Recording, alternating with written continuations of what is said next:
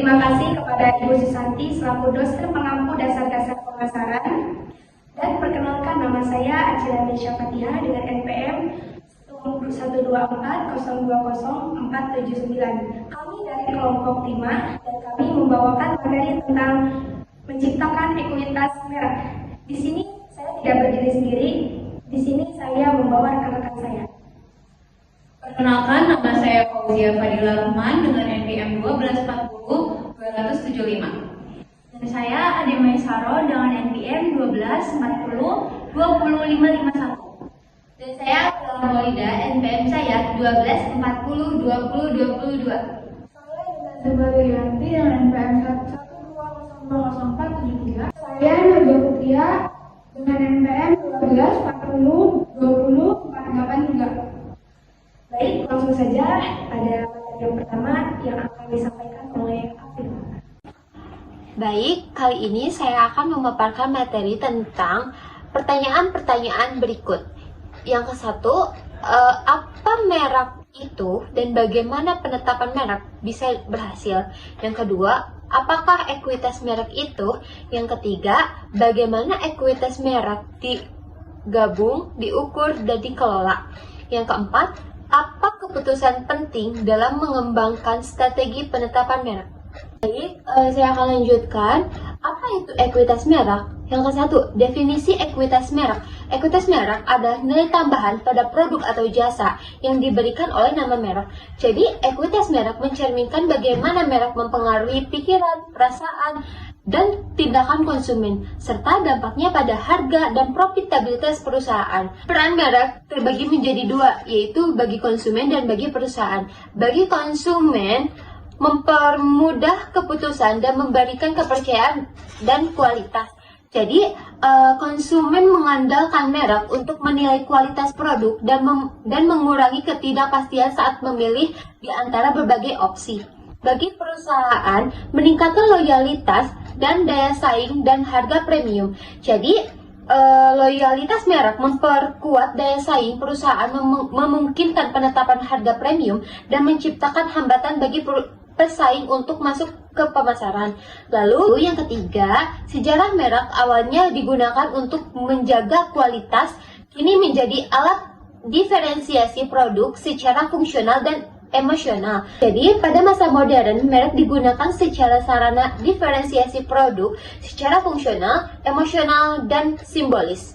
Lalu, yang keempat, fungsional merek membantu konsumen memahami manfaat produk. Jadi, merek yang dikelola dengan baik menciptakan cinta positif di benak konsumen dan meningkatkan daya saing perusahaan. Yang kelima, model ekuitas merek BAV mengukur keunikan, daya tarik, dan keakraban konsumen terhadap merek.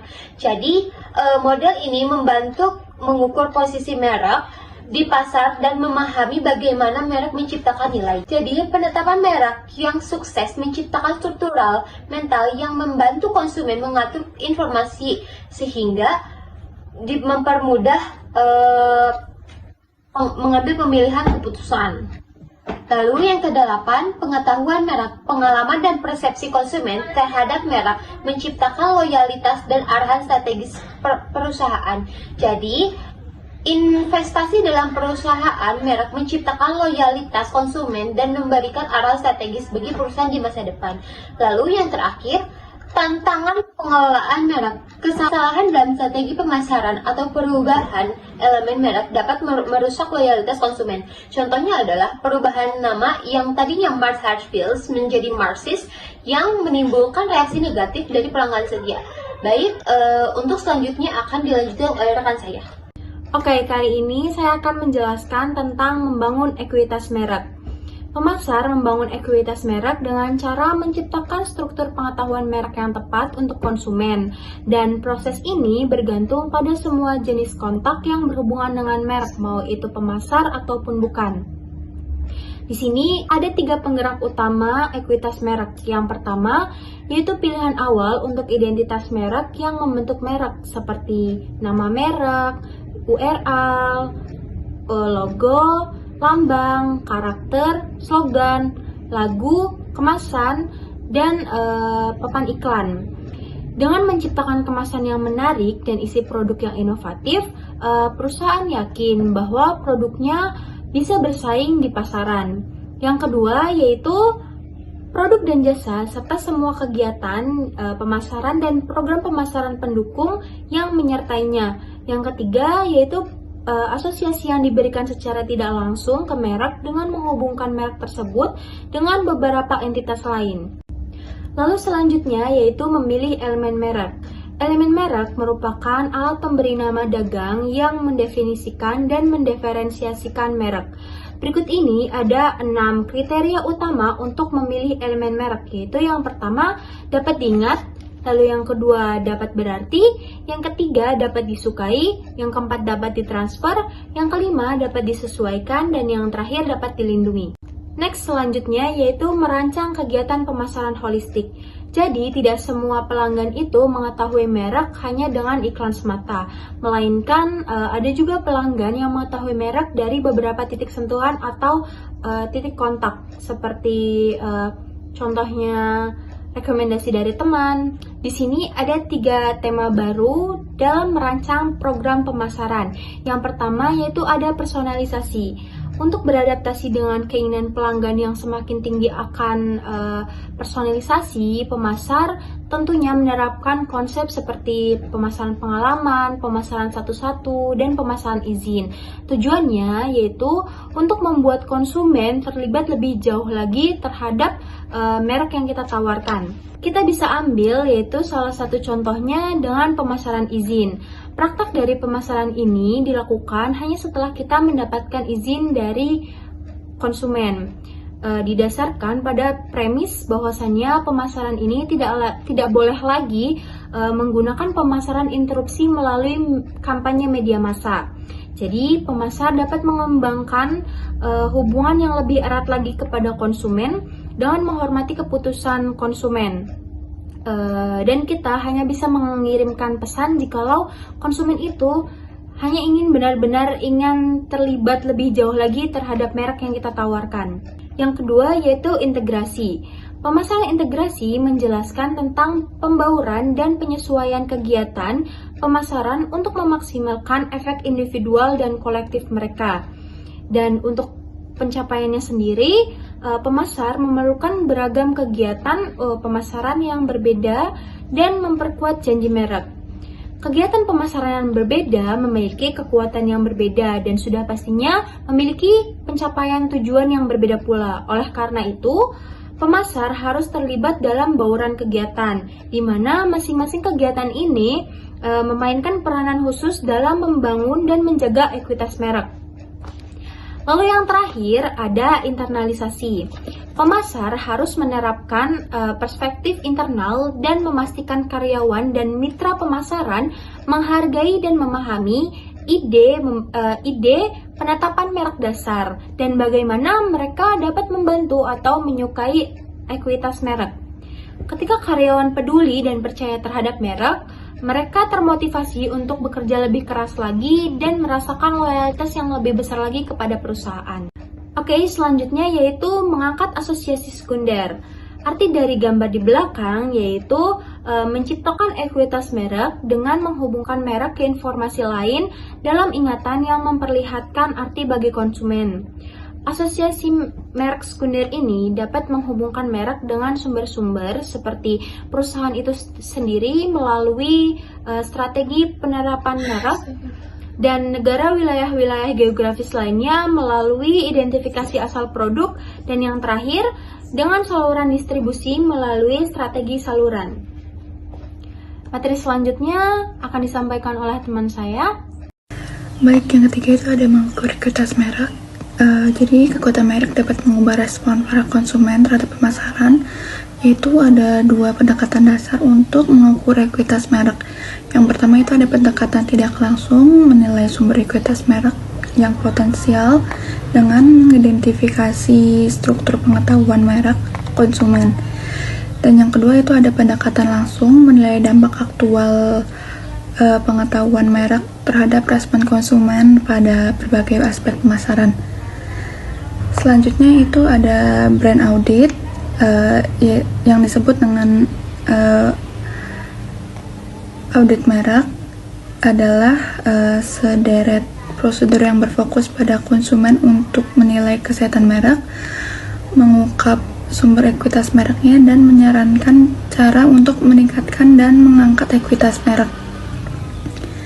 Pemasar juga harus melaksanakan audit merek kapanpun mereka ingin, melakukan perubahan penting juga dalam arah strategis. Dan selanjutnya ada studi penelusuran merek atau disebut dengan brand tracking studies, mengumpulkan data kuantitatif dari konsumen secara rutin sepanjang waktu untuk memberikan informasi dasar yang konsisten tentang bagaimana kinerja mereka dan program pemasaran mereka pada aspek-aspek kunci. Dan yang selanjutnya itu ada penilaian merek.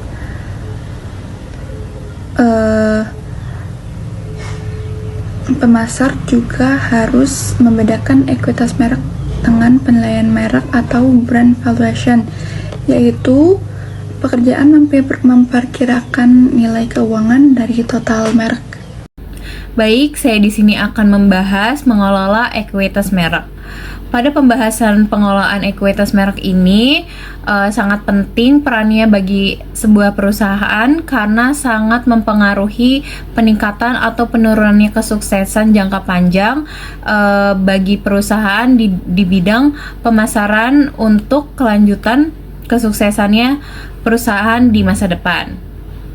Nah, di pengelolaan ekuitas merek ini ada 2 poin, yaitu penguatan merek dan revitalisasi merek. Nah, yang pertama itu adalah penguatan merek. Ekuitas merek diperkuat oleh tindakan pemasaran yang secara konsisten menyampaikan arti suatu merek dalam hal. Yang pertama adalah produk apa yang direpresentasikan oleh merek. Apa saja manfaat inti yang diberikan daripada produk tersebut dan kebutuhan apa yang dipenuhi. Dan yang kedua adalah bagaimana merek membuat produk menjadi unggul, di mana asosiasi merek yang kuat, disukai dan unik untuk berada pada pikiran konsumen. Untuk salah satu contohnya juga yaitu ada Nivea, yang dimana Nivea ini juga sudah dikenal atau diketahui oleh banyak orang Indonesia. Nivea ini juga salah satu merek terkuat di Eropa karena konsep dari Nivea ini sangat memperluas, yang dimana Nivea ini memiliki satu brand tapi mempunyai banyak sekali produk. Contohnya dari Nivea itu untuk mempercantik kulit, untuk kesehatan kulit, untuk merawat tubuh, yang dimana dalam satu brand itu memiliki banyak sekali produk. Itulah pengembangan dari Nivea yang memperluas. Untuk gambar yang di samping ada metode penilaian merek interbrand. Nah, metode ini juga berupaya untuk menganalisis lebih dalam terhadap merek perusahaan itu sendiri. Nah, dalam metode ini mempunyai komponen utama, yaitu yang pertama itu ada analisis kinerja keuangan produk atau layanan yang bermerek. Yang kedua ini ada peran merek dalam dalam mengambil sebuah keputusan pembelian. Dan yang ketiga ada kekuatan kompetitif sebuah merek. Untuk pembahasan penguatan merek ini juga satu bagian pentingnya adalah dengan menyediakan dukungan pemasaran yang konsisten dalam jumlah dan jenisnya. Dalam mengelola ekuitas merek, pemasar harus menyadari adanya trade-off antara kegiatan memperkokoh atau memperkuat merek, seperti diadakan diskon promosi jangka pendek yang hanya menonjolkan harga murah. Poin kedua yaitu revitalisasi merek. Hal pertama yang harus dilakukan dalam revitalisasi merek adalah memahami sumber-sumber apa dari ekuitas merek yang bisa dipakai sebagai langkah awal. Nah, revitalisasi merek ini juga merupakan sebuah proses penguatan kembali posisi merek yang telah mengalami masa-masa sulit dalam lingkungan pasar perusahaan itu sendiri. Contoh dari revitalisasi merek ini adalah brand terbesar yaitu Harley Davidson, yang dimana Harley Davidson ini sebuah brand kendaraan motor yang sangat terkenal di dunia. Nah, Harley Davidson ini juga telah mengembangkan kekuatan merek dalam membentuk komunitas atau klub dengan kepemilikan Harley Davidson tersebut yang disebut dengan HOG atau Harley Owners Group. Dengan itu Harley telah mencapai tujuan yang diinginkannya. Dengan itu Harley juga telah memposisikan dirinya di posisi yang diinginkannya, di mana permintaan melebihi pasokan tersebut. Baik, di sini saya akan memaparkan suatu materi apa sih yang dimaksud dengan merencanakan strategi penetapan merek. Strategi penetapan merek atau bisa disebut dengan branding strategi dalam suatu perusahaan itu mencerminkan jumlah dan jenis baik elemen merek umum maupun unik yang diterapkan perusahaan pada produk yang dijualnya. Dalam merencanakan strategi penetapan merek, saya bisa ambil contoh tentang pengembangan pesan merek. Nah, dalam pengembangan pesan merek ini tuh mungkin bisa kita jadiin tolak ukur tuh dalam dua hal. Yang pertama itu ada slogan, yang keduanya nilai merek. Nah, saya akan menjelaskan mengapa slogan atau nilai merek tuh bisa dijadikan tolak ukur. Jadi, di dalam slogan ini tuh bagaimana suatu perusahaan membuat slogan yang menggambarkan esensi merek. Misalnya, energi dari alam atau performa tanpa batas. Nah, di dalam nilai merek ini, bagaimana caranya suatu perusahaan itu menetapkan nilai-nilai yang akan dikomunikasikan seperti keberlanjutan, kesehatan, dan inovasi. Oke, kita lanjut kepada pembahasan yang pertama. Yang pertama itu bagaimana sih cara perusahaan dapat memperkenalkan sebuah produk baru. Nah, dalam memperkenalkan sebuah produk baru ini tuh terdapat 3 pilihan utama. Pertama itu suatu perusahaan dapat mengembangkan elemen merek atau produk baru. Yang kedua, suatu perusahaan dapat menerapkan elemen mereknya yang sudah ada. Yang ketiganya itu suatu perusahaan dapat menggunakan kombinasi elemen merek yang sudah ada pula. Baik, kita lanjut kepada pembahasan yang kedua. Dalam keputusan penetapan merek, ada 4 strategi umum yang sering digunakan oleh suatu perusahaan. Jadi, dalam suatu perusahaan itu wajib menerapkan putusan penetapan merek karena ini sangat berperan penting dalam dunia perusahaan. Itu yang pertama, nama individual, kedua, nama keluarga selimut, ketiga ya nama keluarga terpisah untuk semua produk, keempatnya nama korporat digabungkan dengan nama produk individual. Masuk ke dalam pembahasan yang ketiga. Dalam pembahasan ketiga ini tuh kita masuk ke dalam perluasan merek atau bisa disebut dengan brand extension ya. Mungkin saya bisa sedikit menjelaskan ketika perusahaan menggunakan merek yang sudah mapan untuk memperkenalkan sebuah produk baru. Produk itu tuh disebut dengan perluasan merek atau brand extension karena adanya penggunaan merek yang sudah mapan oleh suatu perusahaan. Nah, lanjut. Jadi di dalam perluasan merek atau bisa disebut dengan brand extension itu terdapat 2 kriteria. Yang pertama itu ada keunggulan dalam perluasan merek dan yang keduanya itu ada kekurangan dalam perluasan merek. Dalam 2 kriteria yang tadi baru saya sebutkan, mungkin saya bisa memaparkan lebih detail. Nah, yang pertama itu adanya keunggulan perluasan merek. Yang dimaksud dengan keunggulan perluasan merek itu ada 2 keunggulan. 2 keunggulan utama perluasan merek adalah bahwa mereka dapat memfasilitasi penerimaan produk baru dan memberikan umpan balik positif kepada merek induk dan perusahaan. Mungkin salah satunya atau contohnya seperti meningkatkan peluang keberhasilan produk baru atau efek umpan balik positif. Lanjut, untuk kriteria yang kedua itu ada kekurangan perluasan merek. Nah, contohnya seperti pengenceran merek, terus kebingungan konsumen, ataupun kegagalan produk. Mungkin sekian, terima kasih materi yang saya paparkan pada kesempatan kali ini. Ekuitas pelanggan atau bisa disebut juga dengan Customer Equity, nilai seumur hidup seluruh pelanggan. CRM, Customer Relationship Management, menghasilkan ekuitas pelanggan yang sangat tinggi. Salah satu definisi ekuitas pelanggan adalah jumlah nilai-nilai seumur hidup seluruh pelanggan. Yang pertama, akuisisi. Prospek, probabilitas akuisisi, pengeluaran akuisisi. Yang kedua, ada retensi, tingkat retensi, pengeluaran retensi. Yang ketiga, ada pengeluaran tambahan, efisiensi penjualan, tambahan, dan jumlah penawaran. Ekuitas merek fokus pada merek, loyalitas, dan citra merek. Ekuitas pelanggan fokus pada nilai pelanggan dan aktivitas pemasaran. Ekuitas merek dan ekuitas pelanggan keduanya sama-sama penting. Merek memerlukan pelanggan dan pelanggan memerlukan merek. Keduanya sangat dikelola secara strategis untuk meningkatkan pendapatan dan loyalitas pelanggan. Sekian pemaparan materi dari kelompok kami. Maaf bila ada perkataan yang kurang berkenan. Terima kasih. Wassalamualaikum